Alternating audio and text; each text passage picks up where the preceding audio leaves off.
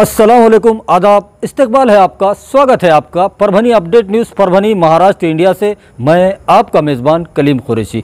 आइए नाजरीन, डालते हैं आज की सबसे अहम और ब्रेकिंग न्यूज़ पर नज़र। नाजरीन, कल 23 जुलाई को सुबह 9 बजे से शाम 5 बजे तक कर्फ्यू में पूरी तरह से ढील दी गई है और कल 23 जुलाई को सुबह 9 बजे से शाम 5 बजे तक तमाम दुकानें, तमाम कारोबार चालू रहेंगे। वो दुकानें जिनको पहले चालू रहने का आदेश दिया गया था वो चालू रहेंगी और वो दुकानें बंद रहेंगी जिनको पहले बंद रहने का आदेश दिया गया था, जिसमें होटल और पान शॉप आती हैं। उनके बारे में कोई नया आदेश नहीं आया है, इसलिए होटल और पान शॉप को छोड़कर बाकी तमाम दुकानें खुली रहेंगी। वहीं मंदिर, मस्जिद, गिरजा, गुरुद्वारे, इनके भी कोई नया आदेश नहीं आया है, इसलिए वहाँ पर भी वैसे ही पूजा, प्रार्थना और इबादतें होंगी जैसे पहले हुआ करती थी। तो कल 23 जुलाई को भी सुबह 9 बजे से शाम 5 बजे तक कर्फ्यू में छूट दी गई है। तो इसके दरमियान में अपने तमाम ज़रूरी काम कर ले, उसके बाद कोई भी अपने घरों से ना निकले।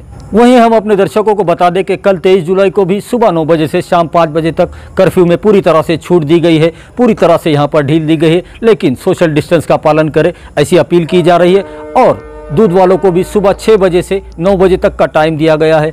उनको दूध जो बेचना होता है, जो देहातों से शहरों में दूध ला कर देते हैं, उनके लिए ये टाइम सुबह 6 से ही शुरू हो जाता है। और जो मार्केट में छूट दी गई है सुबह 9 बजे से शाम 5 बजे तक, उसके बाद शाम 5 बजे से दूसरे दिन सुबह 7 बजे तक कर्फ्यू रहेगा, संचारबंदी रहेगी, धारा 144 रहेगी। उसके दरमियान में कोई भी अपने घरों से ना निकले। हो सकता है अगर आप घरों से बाहर निकलेंगे और पुलिस प्रशासन की नज़र में आएंगे तो आप पर धारा 188 के तहत कार्रवाई की जा सकती है। तो एहतियात कीजिए, अपने घरों में रहे। वहीं पर गंगाखेड़ की बात की जाए तो गंगाखेड़ में कर्फ्यू को कल 21 जुलाई शाम 5 बजे से 26 जुलाई रात 12 बजे तक कर्फ्यू वहां पर लगाया गया है। गंगाखेड़ शहर के अंदर, जो सिर्फ गंगाखेड़ शहर का एरिया आता है, उसके अंदर कर्फ्यू लगाया गया है। तो गंगाखेड़ को छोड़कर बाकी पूरे परभनी डिस्ट्रिक्ट में कर्फ्यू में ढील दी गई है कल 23 जुलाई को भी। आइए नाजरीन, डालते हैं आज की दूसरी सबसे अहम खबर पर नज़र। दूसरी जो अहम खबर है वो सिविल हॉस्पिटल से है और सिविल हॉस्पिटल के जो रोज़ाना मेडिकल बुलेटिन निकलता है, जो प्रेस नोट निकलती है, उसमें आज 22 जुलाई को भी बताया गया है कि कुल मिलाकर जब से कोरोना वायरस परभनी में दाखिल हुआ है तब से लेकर आज 22 जुलाई तक कुल मिलाकर 4193 लोगों के स्वैब के नमूने लिए गए और उन्हीं में से इन 4193 लोगों में से कुल मिलाकर 3529 लोग ऐसे पाए गए जिनके स्वैब के नमूने लिए गए, लेकिन उनकी रिपोर्ट्स पूरी तरह से निगेटिव आई है। उनके अंदर कोरोना के कोई भी लक्षण नहीं मिले हैं। वहीं पर अगर पेंडिंग की बात की जाए तो 42 पेशेंट की पेंडिंग रिपोर्ट बताई जा रही है।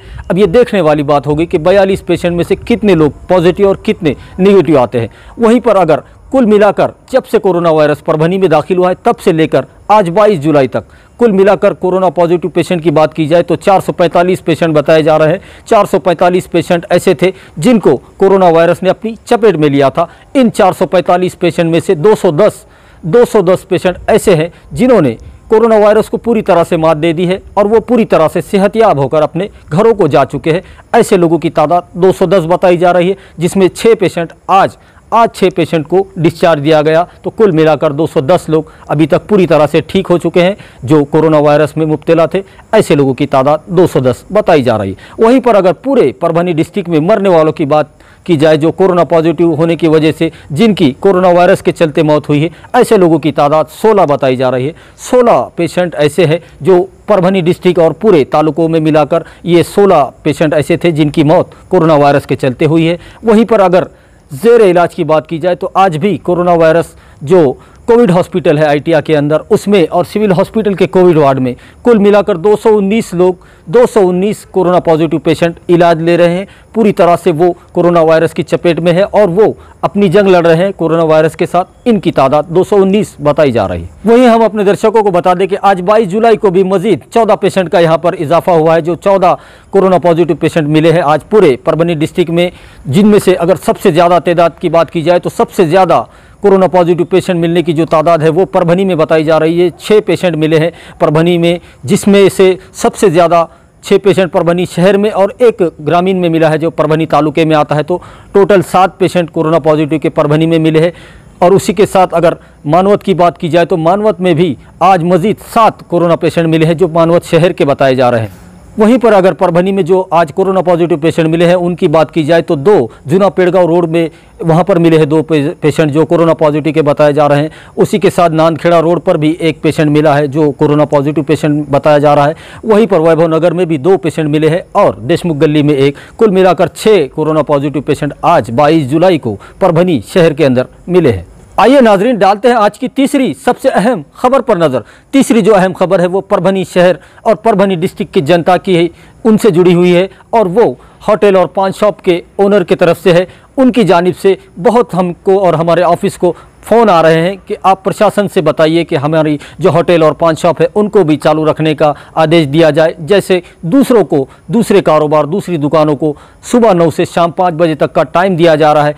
ऐसी ही मांग परभनी ज़िले के और परभनी शहर के तमाम होटल और पान शॉप वाले करते हुए यहाँ पर नज़र आ रहे हैं और ऐसी ही मांग और इनकी जो मांगे हैं वो परभनी में ही की जा रही है और पूरे महाराष्ट्र के अंदर दूसरे डिस्ट्रिक्ट में भी होटल और पान शॉप को चालू रखने के आदेश दिए गए हैं। तो उसी के तर्ज पर परभनी में भी जो प्रशासन की गाइडलाइन है उसका पालन करते हुए होटल पान शॉप ये भी अपने कारोबार चालू रखना चाहते हैं, क्योंकि पिछले 4 महीनों से होटल और पान शॉप पूरी तरह से बंद है। इनके ऊपर आज रोज़ी रोटी का सवाल इनका पैदा हो चुका है और ये लोग काफ़ी परेशानियों से गुजर रहे हैं। वहीं पर होटल वालों को किराए का बहुत बड़ा मसला खड़ा हो चुका है, क्योंकि किराए के जो भी होटल्स है उनके आज 4-4 महीनों का किराया उनके ऊपर हो चुका है। तो वहीं पर उनके जो होटल मालक है, जो होटल के जो ओनर है, उनकी तरफ से होटल के जो किराएदार है उनको किराए की बार बार मांग की जा रही है और ऐसे में ना तो उनके पास देने के लिए किराया है और उन एक होटल पर और पान शॉप के ऊपर तकरीबन 8 से 10 लोग अपना पेट भरते हैं। वहाँ पर जो काम करने वाले वेटर्स होते हैं, उनके जो कर्मचारी होते हैं, उनका भी आज रोज़ी रोटी का सवाल यहाँ पर हो चुका है। तो ये लोग होटल और पान शॉप वाले आज परभनी के ज़िला कलेक्टर दीपक मुंगड़ीकर साहब से अपील कर रहे हैं और उनसे ये दर्दमंदाना अपील कर रहे हैं कि उनको भी होटल और पान शॉप चालू रखने की इजाज़त दी जाए। आइए नाजरीन, डालते हैं आज की चौथी सबसे अहम खबर पर नज़र। चौथी जो सबसे अहम खबर है वो ARTC चैरिटेबल ट्रस्ट के अध्यक्ष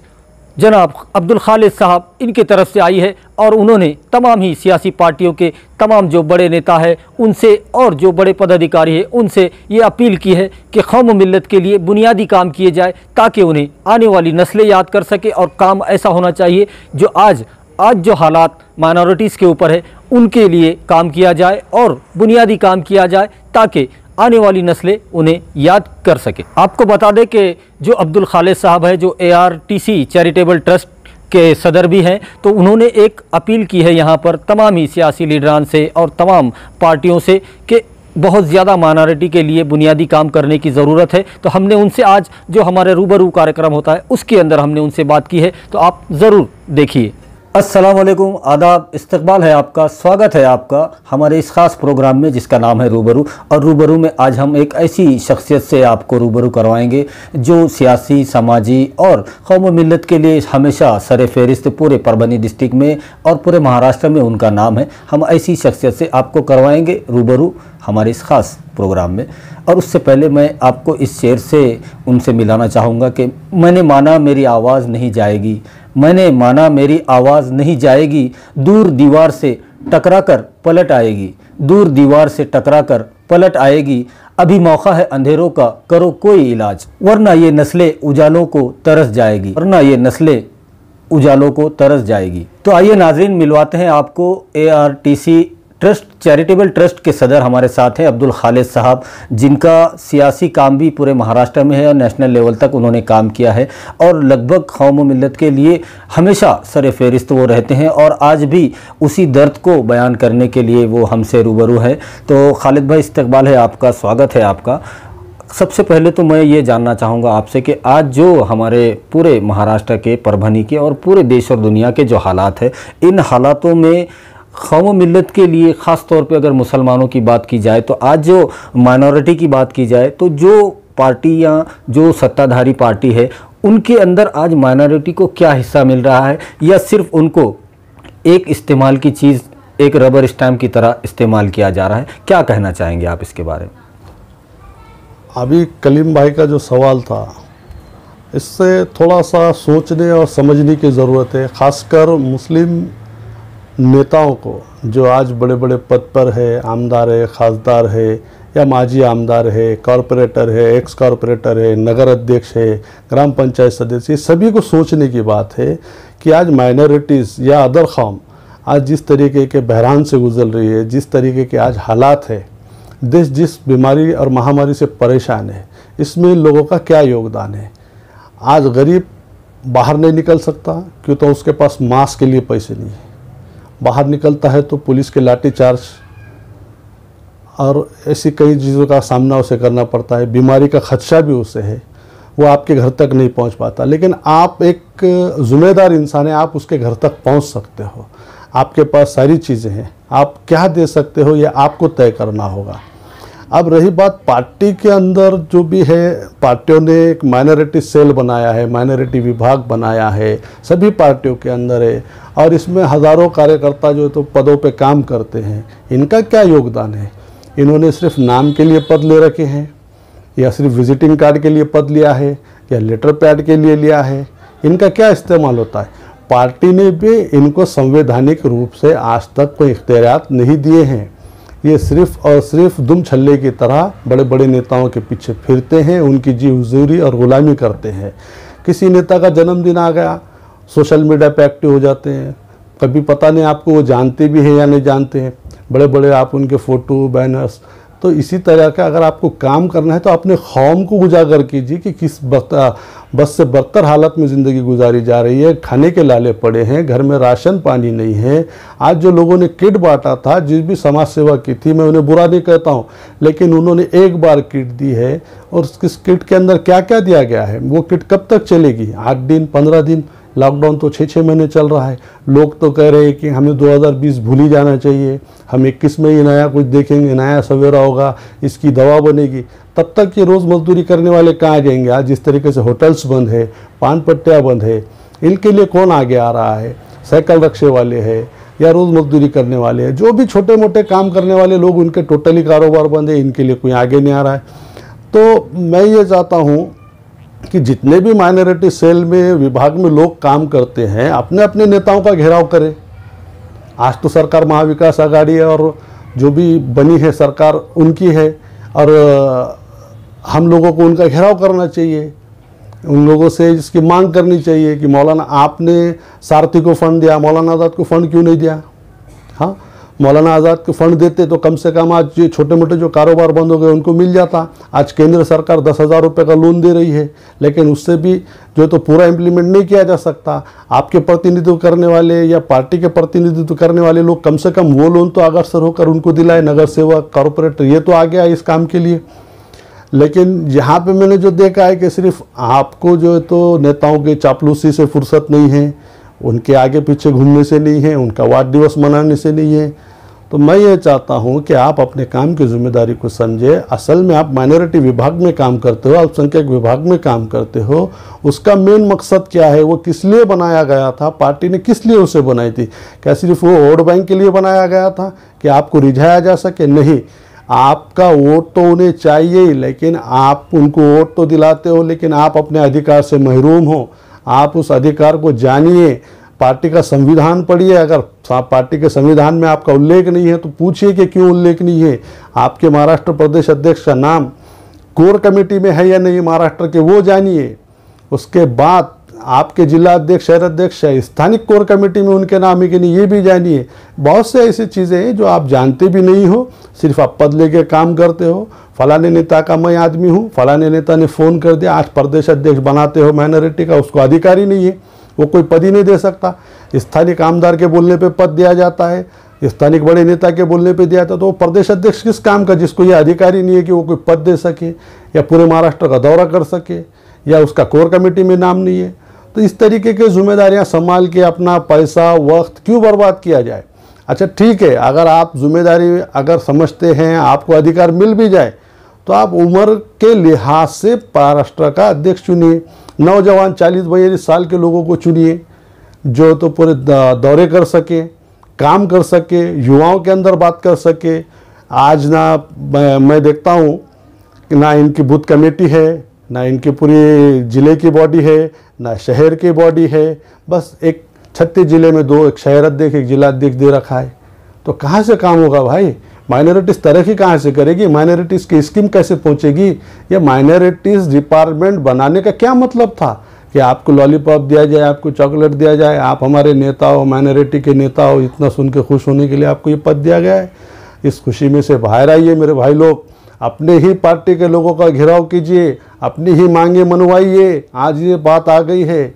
भाई ने जो शुरू में एक अशार कहा था, अगर उसका मतलब समझना है तो अपने माइनॉरिटीज़ के लिए आपको पूरे दिलो जान से अपने हक़ाइक़ को जानते हुए अपने हुकूक़ का इस्तेमाल करना आना चाहिए।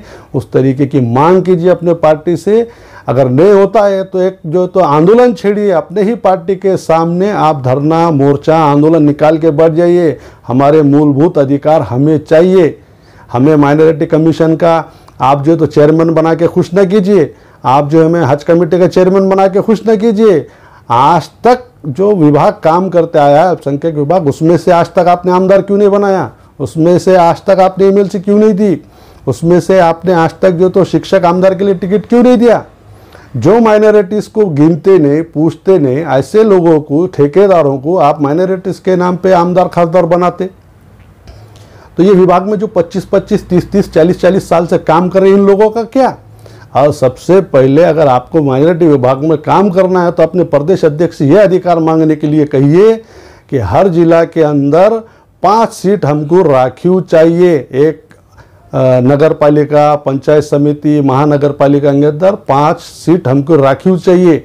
जो हमारे जो तो काबिल लोग जो रहेंगे हम उनको खड़ा करेंगे, तो हमारा एक संगठन भी खड़ा होगा और पार्टी के लिए योगदान जाएगा। ये मेरा योगदान या प्रदेश अध्यक्ष का योगदान नहीं रहेगा, ये उसके घर को नहीं जाएगा, ये पार्टी के ही खाते में जाएगा और ये पार्टी की ही तरक्की होगी। इसी तरीके से आप एमएलसी इस कोटे में से क्यों नहीं देते? इनमें से देना चाहिए। आपने इन्हें खुश कर रखा है। आप जो तो वक्फ बोर्ड के मेंबर, आप हज कमेटी के मेंबर, आप अल्पसंख्यक आयोग के चेयरमैन, बस। इसके अलावा मुसलमान वो भी उसमें अधिकार नहीं है। रबर स्टैम्प की तरह इस्तेमाल किया जाता है। उर्दू अकेडमी दी जाती है, रबर स्टैम्प। हज हाउस, रबर स्टैम्प। अल्पसंख्यक विभाग, रबर स्टैम्प। चाहते क्या हो आप मुसलमानों से?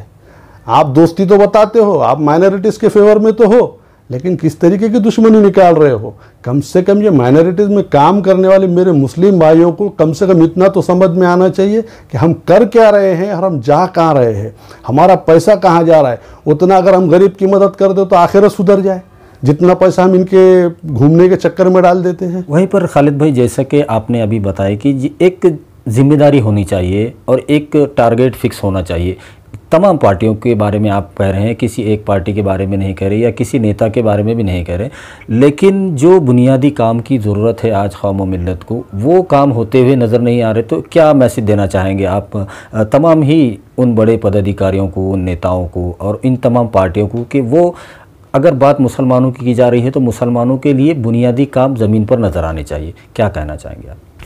जी बिल्कुल कलीम भाई, मैं किसी एक पार्टी को यहाँ पर टारगेट नहीं कर रहा हूँ। मैं सभी जो है तो पार्टी में काम करने वाले बड़े पदाधिकारी, माइनॉरिटीज़ के, खासकर माइनॉरिटीज़ के पदाधिकारियों से मेरा ये कहना है कि आने वाली नस्लों ने तुम्हारा नाम लो, ऐसा कुछ काम करना चाहिए। बहुत चीज़ की मैं जिसके तरफ हमारा ध्यान नहीं है, तो बुनियादी सहूलत भी जो हमारी थी आज वो भी ख़त्म होती जा रही है, क्योंकि आवाज़ उठाने वाला कोई नहीं है। आप बड़े बड़े लोगों में उठते बैठते हो, जिस तरीके के आपके स्टेटस आप दिखाते हो सोशल मीडिया पे, लेकिन हकीकत में आप हो क्या? जब आप अपने गिरेबान में देखोगे तो सिवाय अंधेरे के आपको कुछ नज़र नहीं आएगा। वहीं अगर आज परभनी की बात की जाए तो पिछले वक्त में जो 10 से 11 हज़ार लोगों के ऊपर जो तो मुकदमात हुए थे, जिस तरीके से आप मराठा आरक्षण के जो तो केसेस वापस लिए जा सकते हैं। वहाँ पे कोकन में हमारे माननीय मुख्यमंत्री महाविकास आघाड़ी के उद्धव जी ठाकरे साहब ने मछुआरों का जो कुछ मैटर था उसके अंदर के केसेस वापस लिए हैं। तो यहाँ के केसेस वापस क्यों नहीं होते? पढ़े लिखे नौजवान इसमें पीछे जा रहे हैं, बेचारों का कोई कसूर नहीं है। जब एक समाज नहीं, एक समाज अगर आंदोलन करता है तो समाज का होने के नाते आपको जाना ही पड़ेगा, आप समाज से दूर नहीं रह सकते। तो उसका खिमियाजा सबको भुगतना पड़ रहा है। तो कम से कम कोई आज महाविकास आघाड़ी की सरकार है, कोई आगे बढ़कर ये क्यों नहीं कहता कि ये केसेस वापस हो जाएंगे या वापस लिए जा चुके हैं? इस आवाज़ कोई उठा नहीं रहा है। ये नेता लोग कर क्या रहे हैं? ये किसके लिए काम कर रहे हैं? समाज का कर रहे हैं। बेरोजगारी पे बात नहीं हो रही, मुसलमान युवा परेशान है। माइनॉरिटीज़ के युवा परेशान है। ज़रूरी नहीं है कि माइनॉरिटीज़ की बात की जाए तो मुसलमान ही आते हो, उसमें आप गिन सकते हो कितने समाज आते हो, बोलने की ज़रूरत नहीं है, कम से कम उतना तो आप जानते हो, उतने लोगों के लिए तो काम कीजिए। आज परभनी में जिस तरीके के हालात बने हुए हैं, कोई बड़ा उद्योग केंद्र नहीं है यहाँ पे MIDC नहीं है, यहाँ पे बड़े बड़े कारखाने नहीं चलते, यहाँ कोई फिश प्लांट नहीं है, यहाँ पे कोई बड़े बड़े जहाज़ नहीं चलते, कोई एयरपोर्ट नहीं है, फिर भी यहाँ के काम धंधे बने, पान शॉप, होटल, कपड़े की दुकान, छोटे छोटे कारोबार है। अगर आप वो यहाँ के स्थानिक नेता अगर वो भी नहीं कर सकते या बड़े नेता उसके लिए भी आवाज़ नहीं उठा सकते तो परभनी करे तो क्या करे। हाँ, फिर कहते हैं कि जगह जर्मनी भारत परभनी, हाँ जर्मनी से जोड़ते हो, लेकिन परभनी का हाल आज देखो ना क्या है। पड़ोसी जो है तो ज़िलों में आज सभी धंधे उद्योग चालू हो चुके हैं और परभनी पिछड़ा है। तो मैंने इसी तरीके के जहाँ भी हालात हो गए, माइनॉरिटीज़ के पदाधिकारियों से, खासकर महाविकास आघाड़ी में जो लोग आज काम कर रहे हैं वो माइनॉरिटीज़ के पदाधिकारियों से गुजारिश करता हूँ कि आने वाले नस्लों के लिए कुछ कीजिए, नहीं तो नस्लों को जो है तो उजालों की आदत ख़त्म हो जाएगी, ज़िंदगी अंधेरे में ही गुजारना पड़ेगी। जय हिंद, खुदा हाफिज़, जय महाराष्ट्र। तो नाजरीन, ये थे ARTC चैरिटेबल ट्रस्ट के सदर जनाब खालिद साहब, जो अभी तक बता रहे थे कि क्या ज़रूरी है आज जो अगर मुसलमानों की बात की जाए तो आज मुसलमानों की जो हालात है महाराष्ट्र में या पूरे देश के अंदर देख ली जाए तो काफ़ी एक अफसोस का मुकाम है। आज छोटे छोटे कारोबारी परेशान हैं। आज लोगों के 4 महीने से लोग कर्फ्यू से, लॉकडाउन से परेशान है, कोरोना वायरस से परेशान है। ऐसे में ज़रूरत है कि हमारे जो रहबर है, जो आज हर पार्टी की बात की जा रही है यहाँ पर, किसी एक पार्टी की नहीं, तमाम जितने भी सियासी पार्टियाँ हैं उन तमाम पार्टियों में जो बड़े बड़े पदाधिकारी है, जो नेता है, उन तमाम को चाहिए कि वो आगे आए और कौम व मिल्लत की बात करें और उनको बुनियादी चीज़ें दिलाए ताकि आने वाली नस्लें उन्हें याद कर सके। और वहाँ पर नहीं चाहिए हमें ये जो आप देते हैं, नहीं चाहिए हमें ये मुशायरे, ये खवालियाँ, ये क्रिकेट के टूर्नामेंट, ये ख़बरस्तान की बाउंड्री वॉल, और जो आप रोज़ आप सोशल मीडिया पर देखते हो कि ये नेता का जन्मदिन है, उसकी शादी की सालगिरह है। इन सब के अंदर मुसलमानों को उलझाना बंद कीजिए और करना है तो बुनियादी काम कीजिए जिसको आपकी आने वाली नस्लें याद करें और आपके काम को लोग सराहें। इसके ऊपर ध्यान देना चाहिए। तो बहुत बहुत शुक्रिया, इजाज़त चाहता हूँ। वहीं हम अपने दर्शकों को बता दें कि परभनी जिला प्रशासन की जानिब से और ख़ास तौर पर परभनी के जिला कलेक्टर दीपक मुंगड़ीकर साहब, उनकी जानिब से, और सिविल हॉस्पिटल के CS डॉक्टर बाला साहब नागरगोजे, इनकी जानिब से, परभनी महानगर पालिका के आरोग्य अधिकारी डॉक्टर कल्पना सावंत, इन तीनों की जानिब से बार बार आपसे अपील की जा रही है कि मेरी सेहत मेरी जिम्मेदारी, कोरोना हारेगा, परभनी डिस्ट्रिक्ट जीतेगा, महाराष्ट्र जीतेगा। इसको ध्यान में रखिए। ज़िला प्रशासन की गाइडलाइन का पालन कीजिए। जो वक्त दिया गया है, जो कर्फ्यू में ढील दी गई है, सुबह 9 बजे से शाम 5 बजे तक, उसके दरमियान में अपने तमाम ज़रूरी काम कर ले। उसके बाद कोई भी अपने घरों से ना निकले। ऐसी अपील बार बार आपसे की जा रही है। वहीं हम अपने दर्शकों से ये गुजारिश करते हैं, ये अपील है आपसे, ये रिक्वेस्ट है हमारी आपसे कि आप हमारे चैनल परभनी अपडेट न्यूज़ को सब्सक्राइब ज़रूर करें, लाइक करें, शेयर करें और कमेंट ज़रूर करें ताकि आपकी राय हमें मालूम हो सके। और बेल आइकॉन का बटन दबाना ना भूलें